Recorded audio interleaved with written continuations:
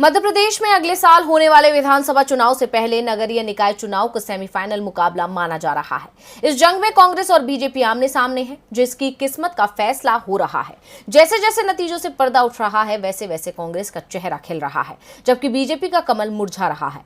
दूसरे चरण की मतगणना के नतीजे चौंकाने वाले सामने आए हैं, जिससे बीजेपी को झटका लगा है। मध्य प्रदेश में भले ही बीजेपी ने कांग्रेस से सत्ता छीन अपनी सरकार बना ली हो, लेकिन अगले साल होने वाले विधानसभा चुनाव से पहले उसकी मुश्किलें बढ़ती नजर आ रही हैं, क्योंकि नगरीय निकाय चुनाव में जनता बीजेपी को हकीकत का आईना दिखा रही है। पहले चरण में झटके पर झटके खाने के बाद अब दूसरे चरण की मतगणना में भी बीजेपी का कमल मुरझाता हुआ नजर आ रहा है। 5 नगर निगम, 40 नगर पालिका और 169 नगर परिषद में वोटों की गिनती में कांग्रेस दमदार स्थिति में है। सिंधिया के गढ़ कहे जाने वाले ग्वालियर चंबल रीजन में बीजेपी को जबरदस्त झटका लगा है। यहाँ के दोनों निगम बीजेपी हार गई है। ग्वालियर निगम का परिणाम 17 जुलाई को ही घोषित हो गया था और आज आए परिणामों में मुरैना निगम भी बीजेपी के हाथ से फिसल गया। मुरैना में भी कांग्रेस ने कब्जा जमाया। मुरैना निगम में 18 साल बाद कांग्रेस ने मेयर पद का चुनाव जीता है। इसके साथ ही रीवा में बड़ा उलटफेर हुआ है। रीवा में 25 साल बाद कांग्रेस का महापौर बना है। रीवा में कांग्रेस के महापौर प्रत्याशी अजय मिश्रा ने 8,953 वोटों से चुनाव जीत लिया है।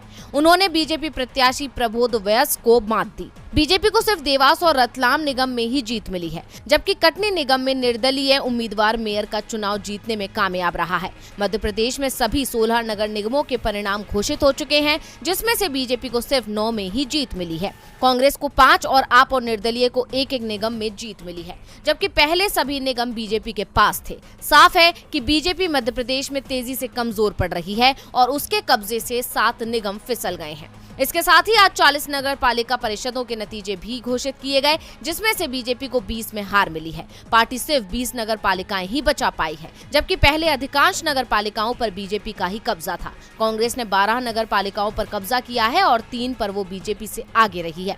निकाय चुनाव के परिणाम बीजेपी के लिए बड़ा झटका माना जा रहा है। पार्टी के अंदर इसे लेकर हलचल भी मची हुई है। खास तौर पर सिंधिया के गढ़ में जिस तरह से बीजेपी की बड़ी हार हुई है, उसने बीजेपी के सामने सवाल खड़े कर दिए हैं कि क्या 2023 के विधानसभा चुनाव में ग्वालियर चंबल रीजन में बीजेपी सिंधिया पर भरोसा कर पाएगी।